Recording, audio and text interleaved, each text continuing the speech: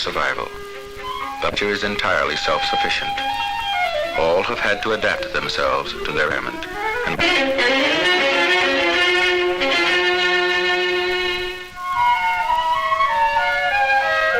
Nature's full patterns of color and form are obviously fascinating.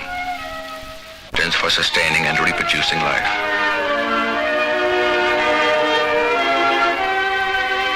As in most forms of life, reproduction among plants is achieved through a union of male and female cells. This union takes place in the flower, and it is the function of the anther to produce the male cells or pollen, seen here in a microscopic section. The pistil is that part of the flower which contains the female cells or ovules. Pollination, the union of male and female cells, can only take place after a grain of pollen has come to rest on the pistil. To encourage fertilization, nature has made the tip of the pistil sticky.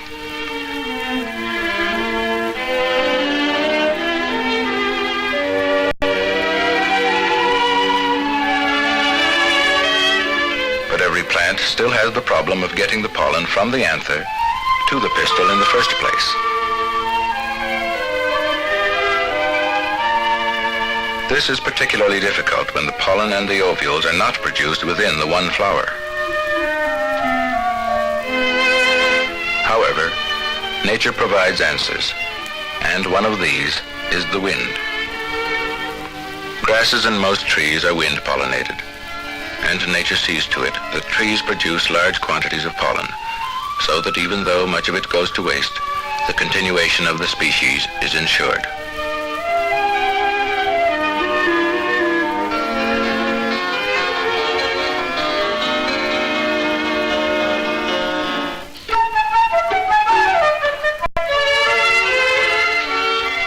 Another way of getting pollen from anther to pistil is by insects.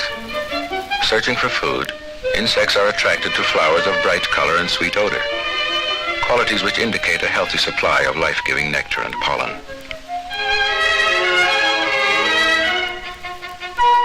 The insect isn't the only one to benefit, however, for even while satisfying its appetite, it performs a service to the flower.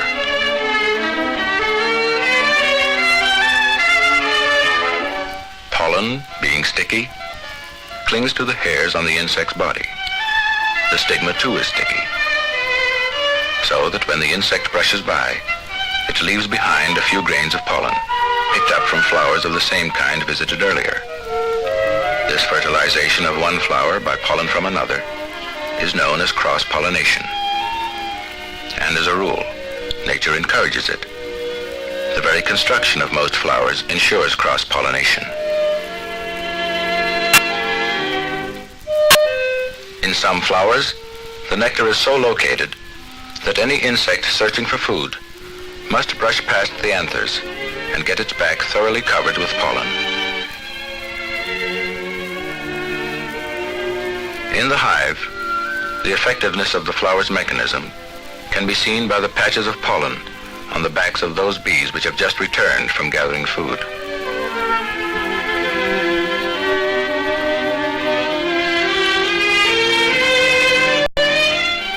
Other flowers have developed other mechanisms to facilitate cross-pollination.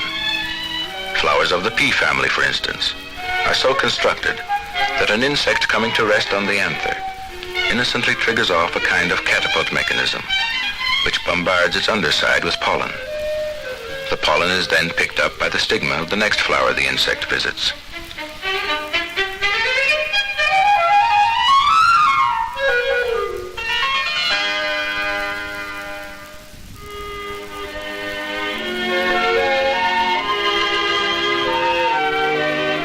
Some flowers present obstacles to pollination by certain insects. Long tubular necks, for example, discourage large insects from trying to reach a flower's nectar. But nature has endowed butterflies with extremely long tongues, making them effective pollinating agents in spite of the obstacle.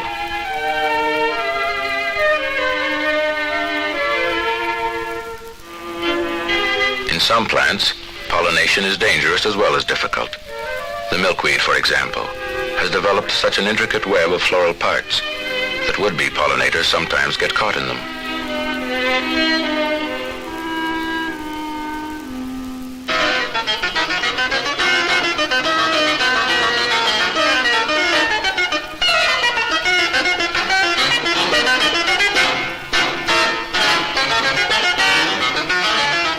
Unable to get away, this bee will eventually die here.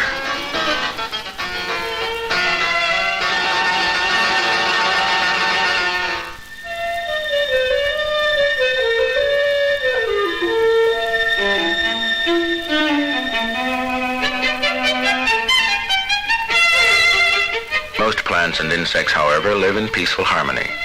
Plants depending on insects for cross-pollination, and insects relying on plants for food.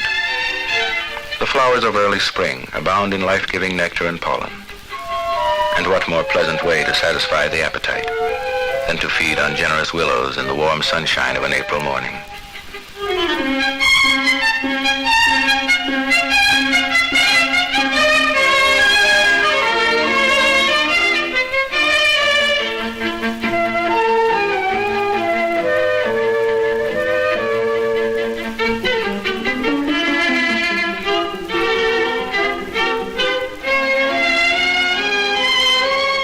Some of the plants that provide essential food to insects are looked upon as useless weeds of no commercial value, and farmers try to eradicate them.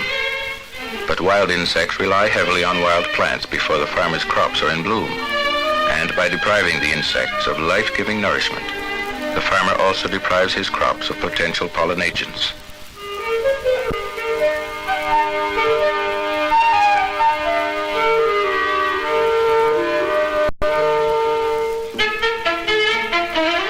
The dependence of wild insects on wild plants is much more widespread than is generally imagined.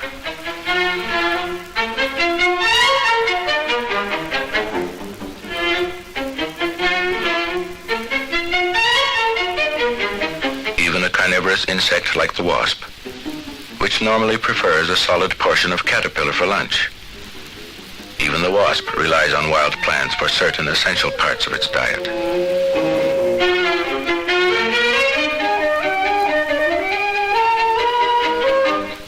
Like the bee, the wasp too builds nests and stores its food in cells for use by its young.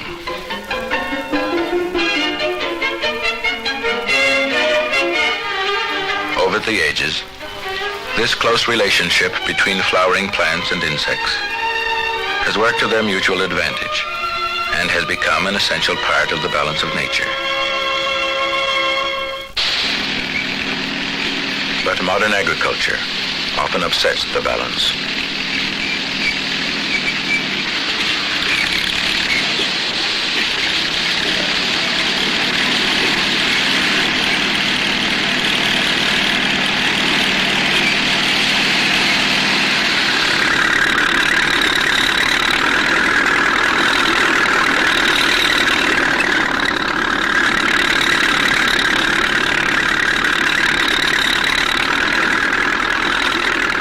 Intensive plowing and cultivation destroy many nests of wild bees that live in the ground.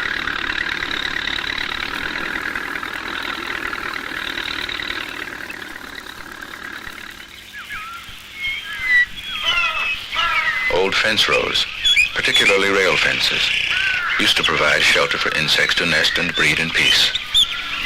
Nowadays, wire fences and new machines, exploiting every possible inch of soil, leave little room for wild plant growth.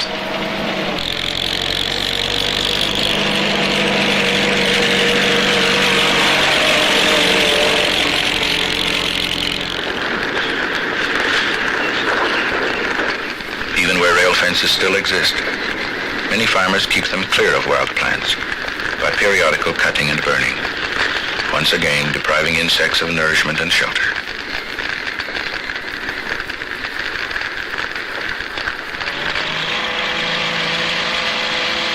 Along the roadsides, too, plants that have no immediate value to man are exterminated, despite their importance to insect pollinators.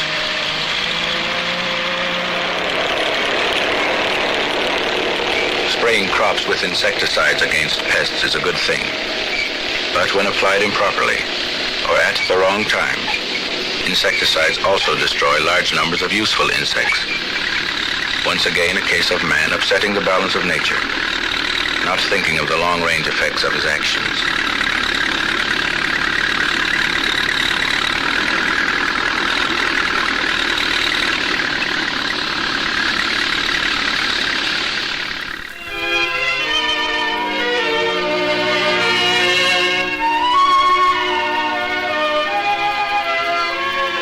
The immediate results of new farming techniques are often so gratifying, they seem to justify any means taken to produce them.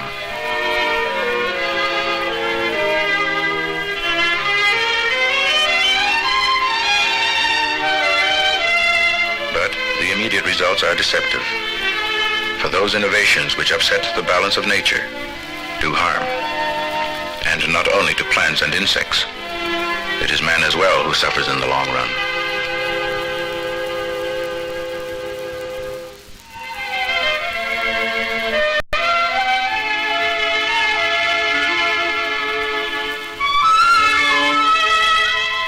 By preventing insects from following their natural inclinations, a farmer may eventually lose a crop, for without pollination, there can be no seed.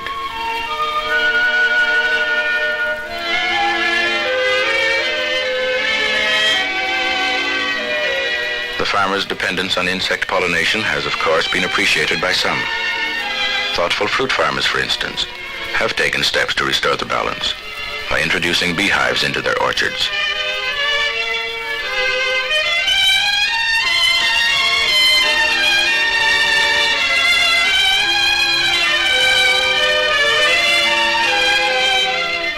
Most fruit crops depend entirely on insect pollination, and farmers can rely on the honeybee as a pollinator.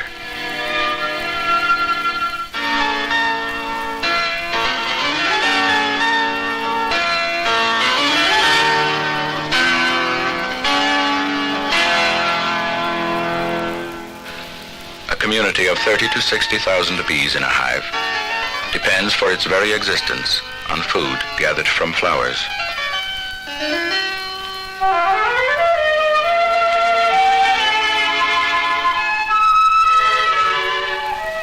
A field bee gathering food is beautifully equipped for her job. The bee's mouth parts are specially suited for reaching into a flower and sucking in its nectar.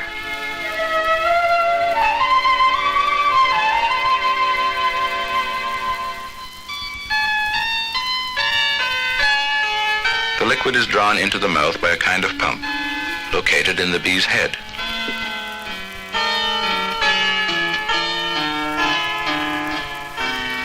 From there, the nectar passes along into the honey stomach, where it is stored until the bee returns to the hive.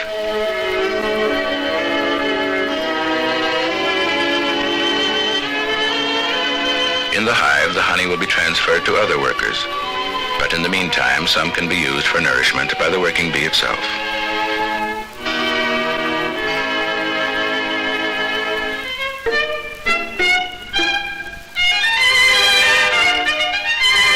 A busy bee needs plenty of nourishment.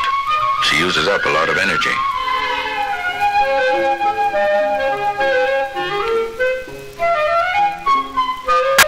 She may roam 1.5 miles from the hive, carry heavy loads of pollen and nectar, and fly up to 16 miles an hour. To help her along, nature has given the bee added wing power. A row of small hooks on the hind wing interlocks with a fold in the forewing, fastening the two together when the bee is in flight.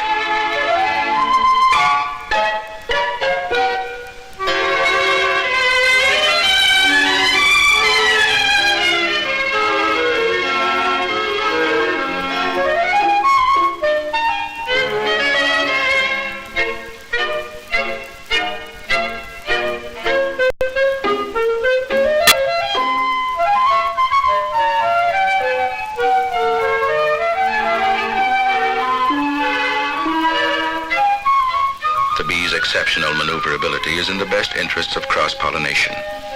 For by being able to fly sideways and backwards, as well as straight forwards, she's forever flitting from flower to flower.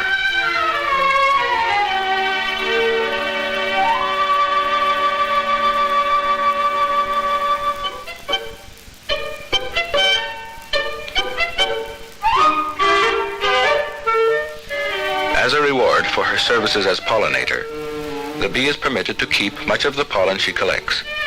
In fact, she is provided with special hooked feet for scraping the pollen from her body into little baskets, ingeniously located on her hind legs.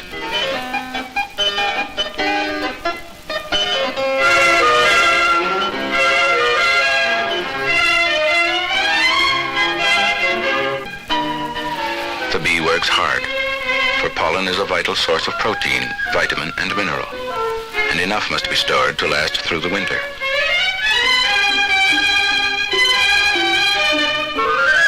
A prosperous colony of bees may collect as much as 50 pounds of pollen in a season.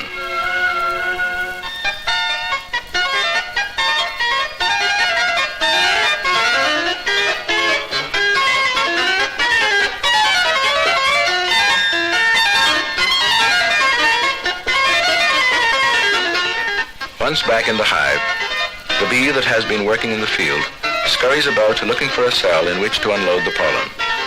Her anxiety is understandable, for the pellets of pollen are of considerable weight and size.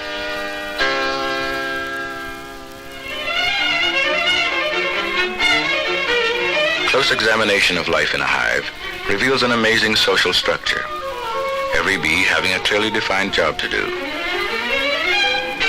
There are three kinds of bees: workers, drones, and queen. The queen bee is the most important in the hive.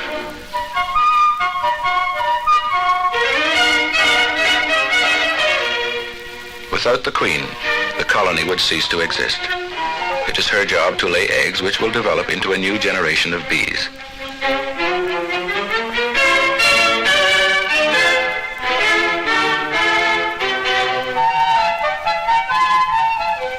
In midsummer, a queen may lay 2,000 eggs in a single day.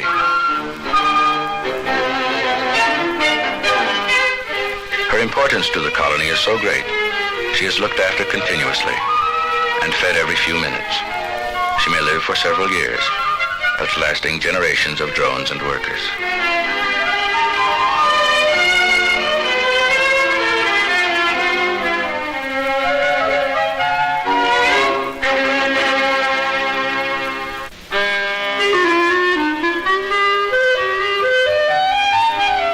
The drones, or males, live only 4 months at the most.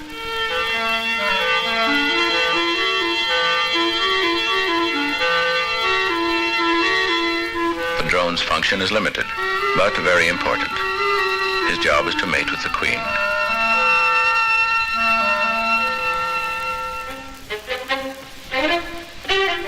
The workers play a much more varied role, and they have not acquired their name by accident. As soon as a worker emerges from her cell, she is cleaned and fed and quickly put to work with the rest of her group. Her first duties are confined to the hive.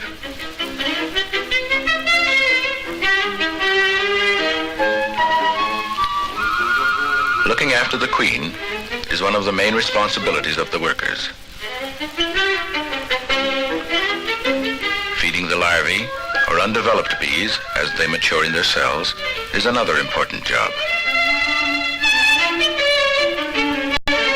Cleaning a fellow worker newly emerged from her cell and feeding others about to emerge are also workers' duties.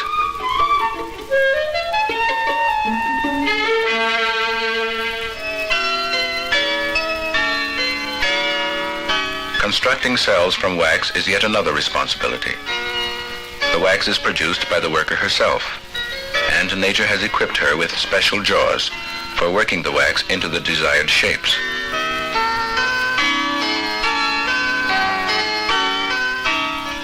The final shape of a cell depends on its function.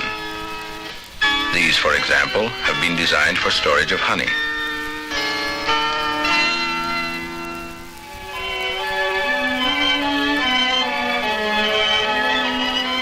These have been constructed for sheltering the colony's future generation.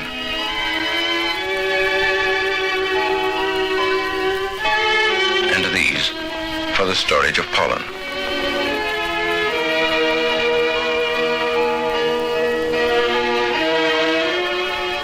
The queen cell is the largest in the hive. As a precautionary measure, the workers may create several queen cells, but eventually only one queen will rule. The worker's day just never seems to end. She cleans up empty cells and carries out the dirt.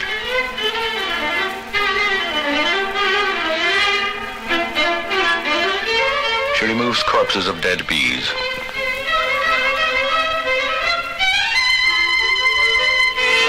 She relieves field bees of their nectar when they return to the hive.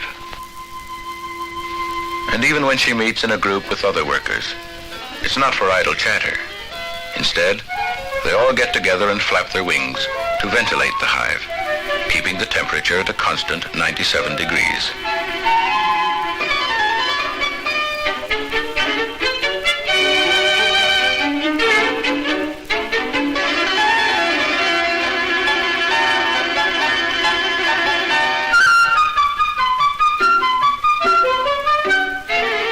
Duties within the hive keep the worker busy for only half her life. About 3 weeks after emerging from her cell, she is ready to take to the field.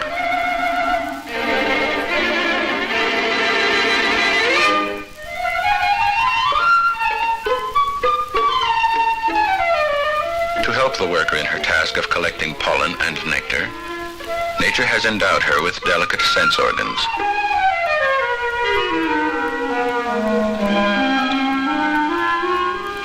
As for sight, the bee is equipped with a pair of large compound eyes, each eye containing no less than 6,300 facets.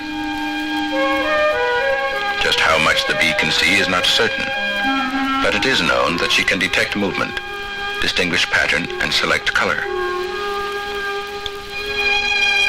Yellow-green appears to be the most attractive color,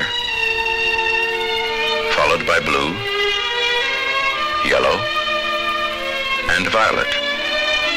Red is the least attractive.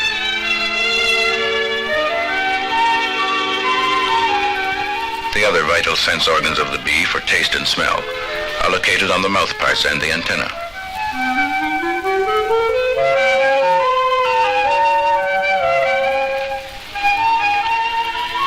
Sometimes a field bee will discover such an abundant source of nectar and pollen, she cannot possibly hope to exploit it all by herself.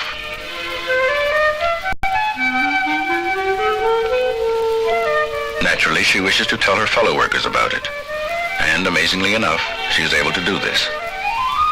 As soon as she returns to the hive, she performs a dance, the patterns of which reveal the location of her discovery.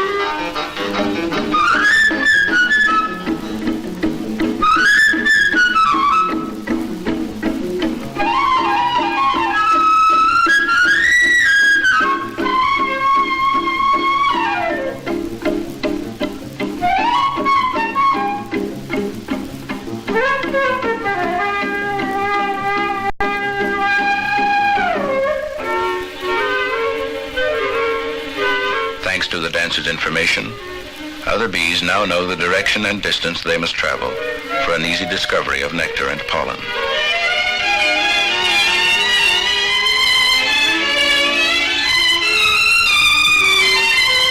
After following the dancer's directions and finding the abundant source of food, the new worker memorizes the color of the flowers and other landmarks of the location, for she will certainly wish to return once she has dropped her first load at the hive.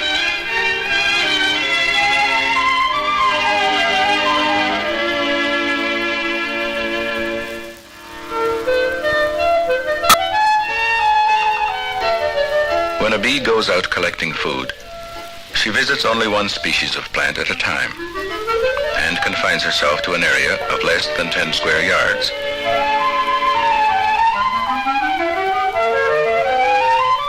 By concentrating on only one species, she becomes an effective pollinating agent. But by limiting her area of mobility, she deprives various flowers of her services. In orchard orchards, a single tree covers an area much larger than an individual bee cares to visit.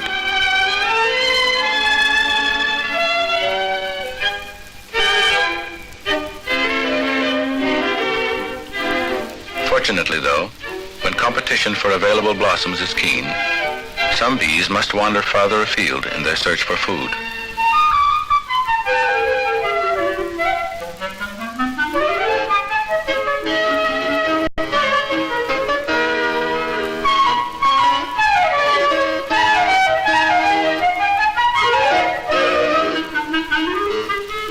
A large number of hives in one area makes life difficult for the bee. But overcrowding is a desirable condition, as far as the farmer is concerned.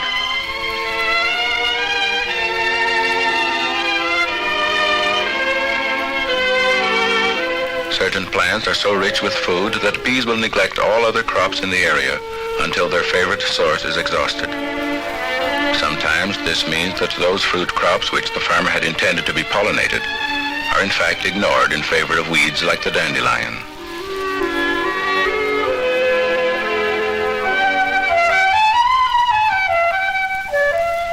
However, the habits of bees are now so well known that farmers can control the growth of those weeds that interfere with pollination of his fruit crop.